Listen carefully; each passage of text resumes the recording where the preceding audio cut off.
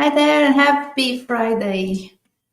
We're going to talk about something as I was thinking what would be a good topic for our weekend. It was a little bit hard for me to decide because I want to keep you engaged.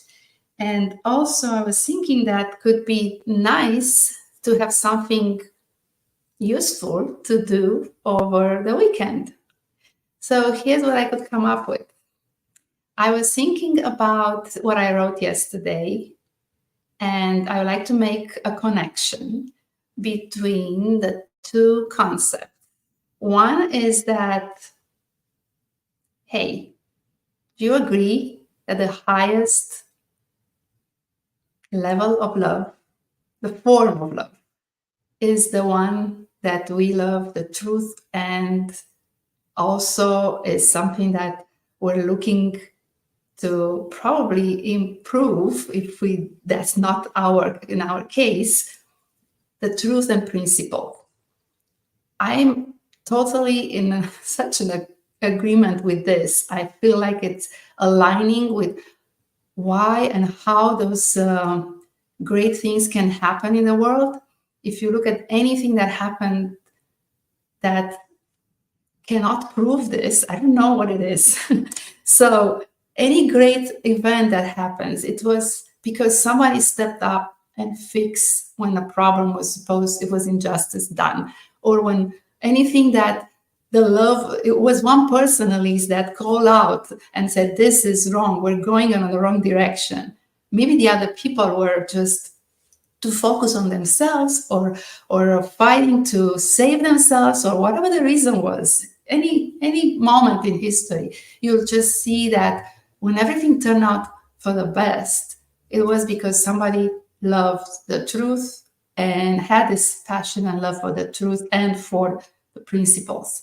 And I think this is very important. And I think I found a way that I could help you utilize this concept in building something that is very much needed in our workforce today, and even in our families, in our communities. This can transpire. So stay with me for a second here, because I'm creating this as I'm talking to you, but I think it's something cool that you could utilize. So if that is true, if you agree with me that the highest form of love is love for truth and for staying with your values, your principles, then I would like for you also to think about what those statistics are saying, thinking about emotional intelligence. And knowing that emotional intelligence, I think is, in my mind, you'll see probably is the trend, the concept of the year. And I think it came up, it was important, it showed up for so long. It's not a new concept, right? There is a Emotional Intelligence 2.0 book right now. But people are going to start paying more attention to this right now. And I think there is a reason for that. The reason, it's also a fact, but probably the boom of the AI, and also people trying to pull up and say, this is the human value, this is what we have, and we want to stay here in place, and we want to hold on to that so much. But at the same time, is a misconception, is a fear that maybe the AI will take over the human aspect. And I'm not going to go into that right now, but I think that all of that, it contributes to elevate the importance of emotional intelligence. And especially because this year was or last year, too few years passed, right, from the COVID down now up to now, you could see how important it was to find somebody who cared. And if you're looking at the statistics and the fact that I just researched, not in too much of a depth, but still found out some statistics that are kind of worrying us in a way, you could see that why it's so important. Why it's important to make sure that you can embody what is needed to grow and get a higher emotional intelligence. And because you're going to be in the support of your community, you're going to be a great leader who doesn't have emotional intelligence. You could spot him from the mile away, especially when a crisis comes up. So you may say, this is a good leader, he gives me answers and gives me what I need. But when something is really necessary to show that part of themselves, they may fail. So let's look at some statistics here. 90% of the top performers have this emotional intelligence. I'm not saying that you want to be on the top high perform. Not everybody wants that, right? Everybody may feel like I'm okay where I am. I don't need to be the top performer. But if you are the person who cares about the top performance, you should know that without the emotional intelligence, you may not get there. And also, look at the fact that 36% of the people in the world are emotionally intelligent. So 36%, I mean, what happens with the other ones? I mean, really, 36%, that's probably is going to explain why we're going in any place where we have, I don't know, 10 people, and only few are going to come up and they say that, hey, this is wrong. Let's just do this. I have more patience. Let me give another chance to that person. Maybe that's why we're getting so much in conflict in our conversations with one another. So those statistics, I think they are going to support what's happening in our community, what we see right now when we come together at 10 or 20 people in a room and we want to pull our ideas out in a meeting, or we want to form a common goal and to follow that.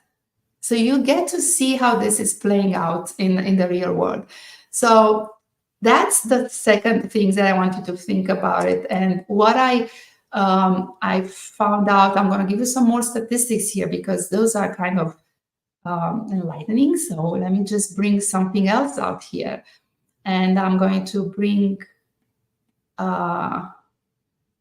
if you're going to see on the screen, this one that says that 59% of employees, I think I made a mistake here on the typing. Hold on, I'm going to fix that right now. There you go. Let me do this again. And I'm going to share it with you in a moment. So 59% of the employees will not hire someone with only high IQ but a low IQ. So employees right now, and hopefully this is a good news. I think I'm taking this as a very good news because we want environments that care about how business is created and what kind of decisions are made at a higher level in the organization. We want to make sure that we have leaders in our parties, doesn't matter if it's in our government, in our everything, that care, they do care. And they think about the larger and all the other view of the problems, not only from where they sit or from what happens in their smaller, narrowed view. So we care about that. And then another statistics here, it says that I think it's coming up right now, great. 75% of them will promote a worker with high emotional intelligence. So if you wonder why you have been passed on promotions, maybe you want to think about why this, maybe that's the reason. Do an EQ test. If you don't have one, ask me, I can give you one. So find out where you are with this emotional intelligence. And maybe it's not fair to go in this discussion just to kind of, I'm going to define emotional intelligence for you too, just in case. I'm going to make like a little parenthesis here, just to make sure that you are on the same page with me. So is the capacity for recognizing our own feelings. That's what we're talking about. And also the feelings of others. That's what we're looking at as a working definition, if you wish, for motivating ourselves, and also for managing emotions well. And we do that in ours or in also the relationship. So that's how Daniel Goleman is actually going to provide us for the definition, working definition of emotional intelligence. And if you look at it, it has 4 components that we're looking at. It is the personal competency. We're looking at self-awareness. I made another video that I talked about the importance of self-awareness and how can we go through certain things to discover ourselves and how good it is for the entire humanity if we know who we are. And then self-management, self-control, looking at and learning from our experience, from our past, how our brain works, but also looking at the social awareness and sensing others, kind of figuring out their emotions. You know how you get in a room and if you're higher, if you're high in emotional intelligence, you're going to pick up that something happened there. And you know that it happened, you have no idea what happened, but you know that something happened there. And even if you're coming with your energy, positivity, and optimism, you may find that energy in a room, it's a totally different one. So you get to have that sense of what's happening in the social gatherings. Also, the relationship management. How can you utilize what you know and your energy and your self-management to help others in the conflict management or in collaboration and in the cooperation, or even to influence others. So those are the 4 things. And today we're going to only pick up one small thing that you could do, one, but very powerful that you could utilize. So if you stay with me until the end, I'm going to just tell you how I connect the love for truth and principles and how I can help you become better emotional intelligence. What is the difference between IQ and EQ? You may wonder. Well, it's very simple. I'm going to just put it in those terms. IQ is going to define your potential and intellectual potential, and the EQ is going to define how well are you going to utilize what you have here in order to do what you're going to do, how you're going to deliver, how you're going to do your work.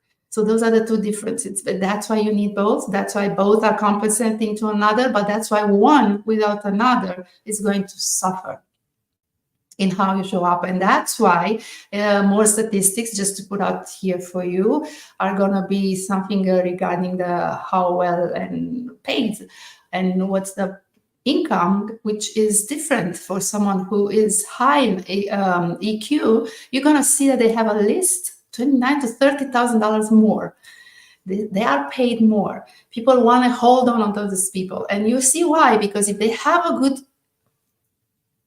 high emotional intelligence, you may be able to influence others. And to influence others is so critical.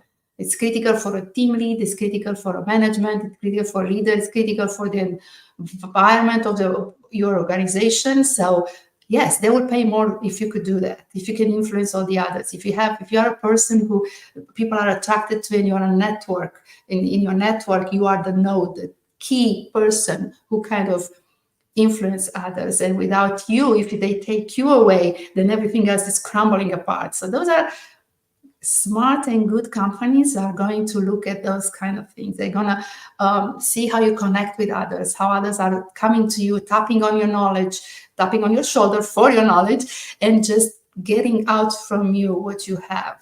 So stay where you are and think about how all of those are happening for you.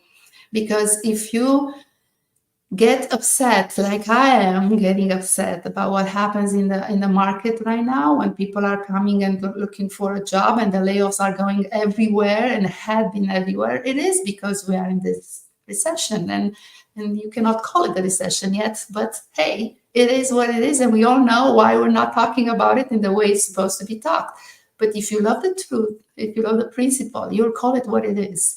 And you, regardless of what year is this and what are the implications we have because of this year, you're still going to have to do what is right for your people in your organization. But if you care more about the bottom line, then, and you're not that high on emotional intelligence, then you're going to cut your places left and right, and you're going to just go ahead with your illusion in a way that your company is going to do better next year. Without your right people, it's not going to do better. But you'll see that everybody's going to get what they deserve after all. So let's go back to emotional intelligence and the love for the truth and the principles. If you have those 2 connections, if you can know how to combine those 2, I think you're going to improve your emotional intelligence in one aspect that is so important. And that aspect is, how are you going to listen to others? How are you going to first do something, a very simple exercise of listening with love? How are you going to go and listen with care, without judgment? How are you going to become a better listener? It's going to be if you put this love for the truth and the principles in your mind, if you kind of trigger in your brain, when was something that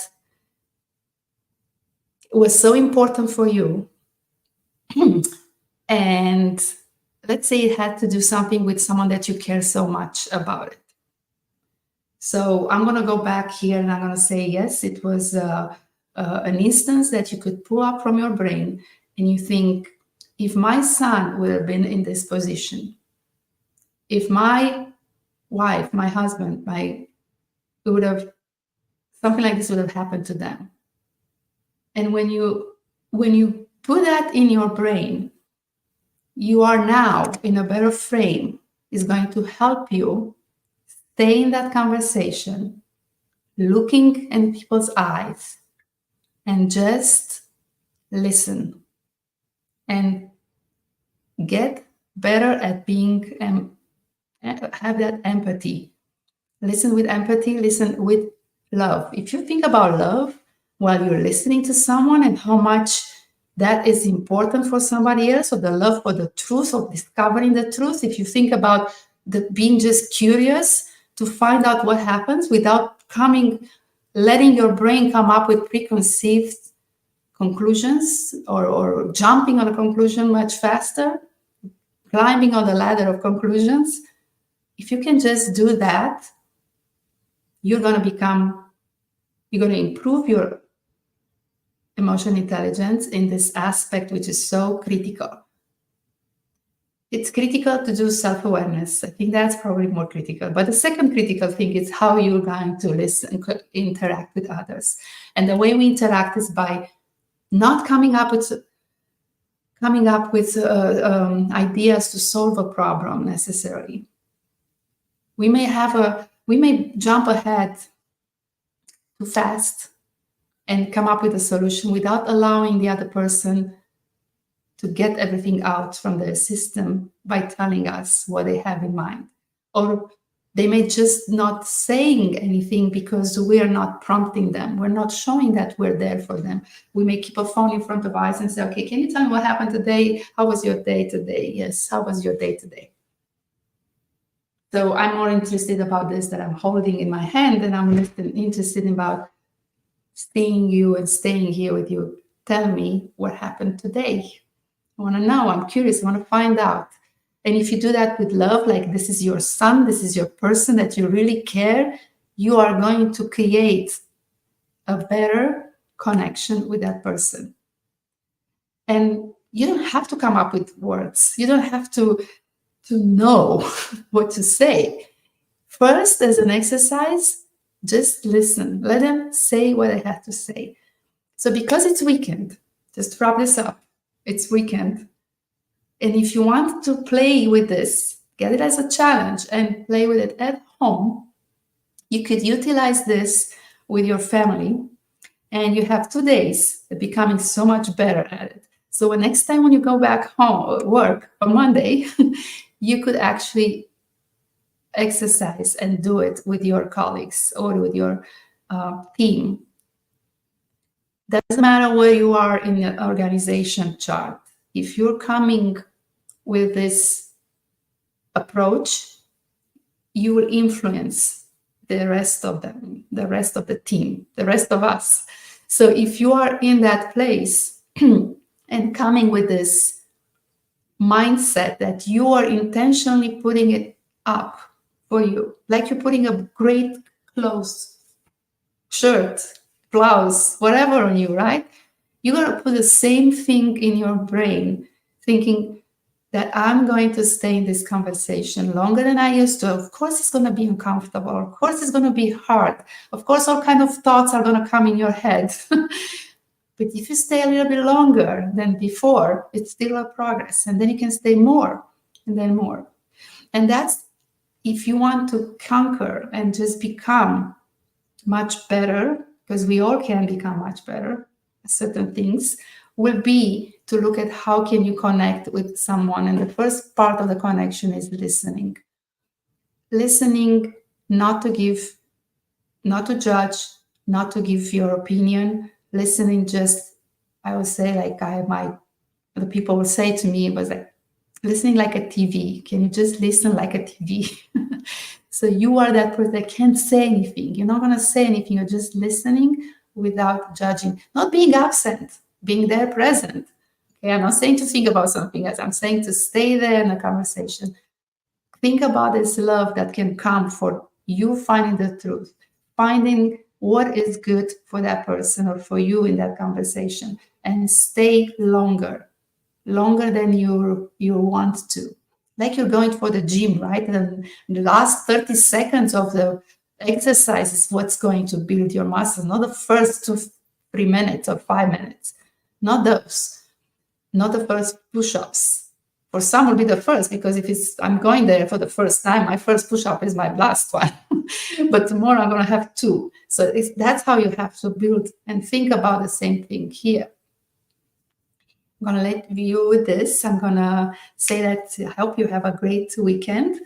I'm going to post some other things because we have a challenge here that we are going to put up for every day. And I'm inviting you to work on certain things in a fun way. And please let me know what you found out. If you need any help, as always, just send me a quick DM, ask me a question. I would love to answer questions that you have. And also, don't forget about putting the entire month. You have a month that we're celebrating Valentine's Day, but it's connecting us, it's making us think about love. So let's apply this love in a different way that can serve us in many, many other aspects, not just in the traditional one dinner on the 14th. And let's just don't do only that. We can actually utilize this in better ways that I think we can change our environmental work. We can change people's perspective about us and others. And we can also create that environment in which organizations can push for more of the good thing and something that will stay with their principles, because most of organizations have great values, but how are they going to be able to stay and up and keep them up? It's going to depend on the quality of the people that are in that room and in that organization. So the quality of the people and what we're doing is depending also on the quality of the conversations that we have and the ability for us to have great conversations. And those conversations they're going to start with what we have in our mind and what are we listening, and how are we just allowing someone to say something when they need us. Okay, I think that's all I want to say. I'm going to tell you, for those that don't know me, and I'm Diana Accente, and I'm an entrepreneur at heart, and I just love to explore the human mind and solve problems, especially those that are saying that you may say that are impossible. So that triggers me. Thank you, and I see you next time. Bye.